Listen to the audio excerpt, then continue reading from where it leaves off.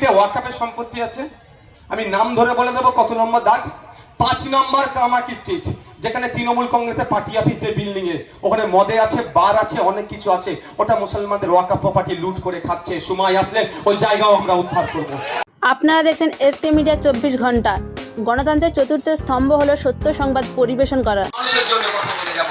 জেলে যখন ছিলাম আমি এক আমার দেশের বীর বাঙালি, বাংলা নিয়ে তো এখন অনেকের অসুবিধা হচ্ছে, কিন্তু এক বাঙালি স্বাধীনতা সংগ্রামীর নাম বলছি, শহীদ গোপীনাথ সাহা, যিনি 20 বছর বয়সের গন্ডি পার করেনি। ভাবতে পেরেছেন? আমাদের বয়স তো 32 বছর, আমার থেকেও 12 বছরের ছোট। এই বলে না একটু বাচ্চা ছেলে অনেক কাজ করছে। আরে আমার পূর্বপুরুষদের স্বাধীনতা সংগ্রামের ইতিহাস দেখুন। কয়েকদিন আগে দেখছিলাম কনস্টিটিউশন প্রোটেকশন ফোরামের এই যে 3 দিন টানা ধর্ণামঞ্চ, এটা থেকে মানে ওয়াকফ সম্পত্তি কতটা প্রভাব পড়বে, ওয়াকফ সম্পত্তি বাঁচাতে কতটা প্রভাব ফেলবে এই 3 দিন ধর্ণামঞ্চ?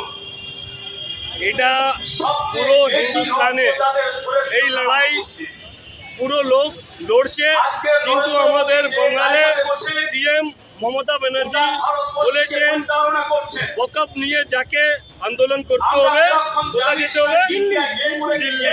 বাচ্চা বাচ্চা জানে মমতা ব্যানার্জি বলেছে দিল্লি যেতে, কিন্তু এই ফোরাম এই ধর্মতলায় এই মমতা ব্যানার্জি বাড়ির কাছেই শহরে ধর্মতলা মঞ্চে লাগিয়ে এটা বলে দিয়েছে আপনার কথা আপনার পাশে থাকবে।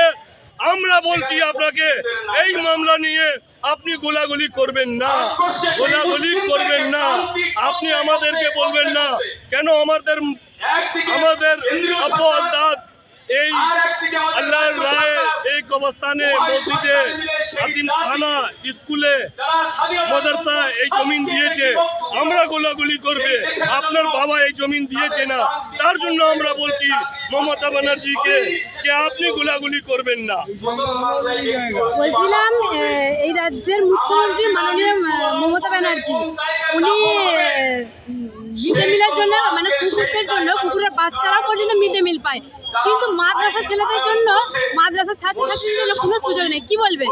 অথচ তার জন্য তো আমরা এই মঞ্চ লাগিয়ে বলছি মমতা ব্যানার্জি যে বলে, মমতা ব্যানার্জি বলে আমরা সংখ্যালঘু কমজোর আছি, কিন্তু সংখ্যালঘু লোককে চিন্তা করতে হবে, ভাবনা করতে হবে।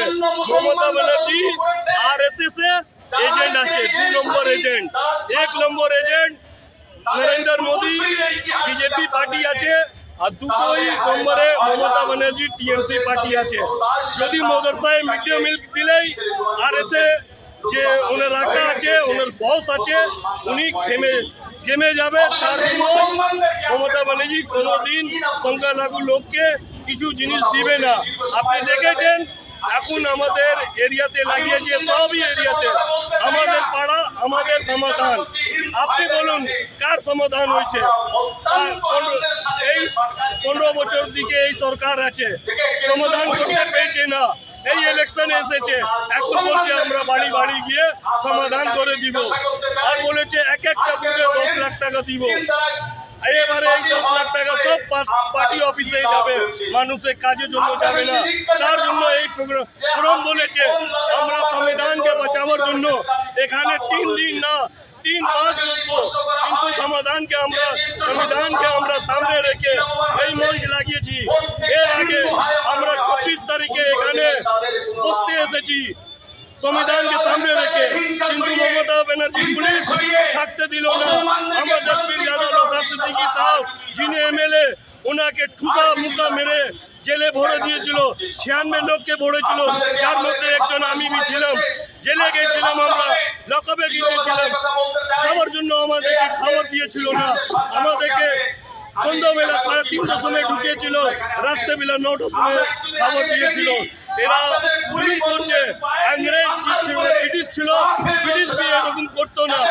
এবারে আমাদের এটা আজাদি, এখান থেকে আমরা ইনকিলাব বলে দিয়েছি, আমরা আজাদি লড়াই লড়বো। আবার এই মুল্ক আমাদের আজাদ হবে। আগে হয়েছিল ব্রিটিশ থেকে, এখন হইবে আমাদের দেশে যে চোর আছে তার জন্য আমরা এখানে সব লোক এখানে এসেছি। এখানে কোনো পলিটিক্যাল মঞ্চ না, এখানে সব পলিটিক্যাল মঞ্চ भी আছে, সামাজিক লোক भी আছে, এনজিও লোক भी আছে, সাধারণ লোক भी আছে। এখান থেকে এটাই আমরা বলতে চাইছি और जो तो लोग आचे तमाम लोग एक जगह में यहाँ पे आए और यहाँ पे आकर संविधान को बचाने का लड़ाई में फिर ज्यादा नौशाद सिद्दीकी साहब और इस फोरम को मजबूत करें। আপনার নাম কি? আমার নাম नासिर खान, इंडियन सेकुलर फ्रंट है, सेंटर हावड़ा है ऑब्जर्वर।